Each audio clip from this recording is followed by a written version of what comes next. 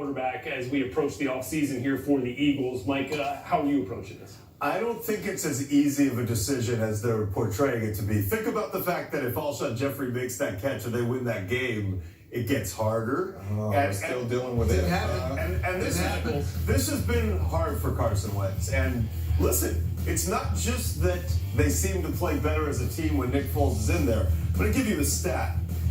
Over their careers, not just with the Eagles, in games in which the Eagles' opponent has scored 25 points or more, Nick Foles is 7-12, or any opponent. Carson Wentz 1-13. And that one was that game against the Rams last year that he got hurt, and Nick Foles came in and closed out. So that's closer to 0-13. There's so much to be excited about with Carson Wentz. Teams would kill to have him as your franchise quarterback, but he's going to have to contend with the ghost of Nick Foles, even if they do what we think they're going to do. And by the way, Nick Foles should never have to buy a meal in Philadelphia again. Yeah, look, based on my support, though, I mean, I'm a big Nick Foles guy. I'm a huge Carson Wentz guy. But he said there's going to be roster turnover. So some of those numbers you just put up there, that's with people who might not be there the next few seasons. Look, I think Nick Foles is going to hit the market, be it a trade, be it free agency. And I'm looking at what's happening in Jacksonville. And you look at some of the people they're bringing in, Darrell Bevell, John D. Filippo, Gary Kubiak, to possibly be OCs. That's clearly a West Coast-based offense. As we know, that's what they do up in Philadelphia, kind of derivative of it.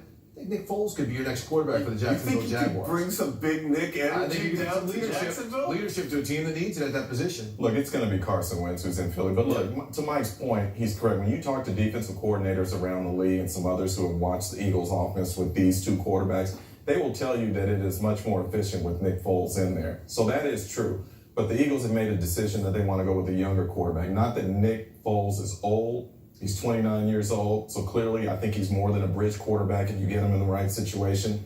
But Carson Wentz is the guy who I expect to take the snaps beginning next year. And think how tormented he's been. Last year, he's so competitive. Last year, he saw his team win his Super Bowl without him and Nick Foles elevate. This year, he had to sit out at the end, and Nick Foles turned around their season and got them to the brink of the NFC Championship game. Look, and it just makes sense. You know, salary, stage in their career, skill set, all signs point towards Carson Wentz. And who's going to say that he can't get to that point that Nick Foles is at in terms of being efficient and leading an offense?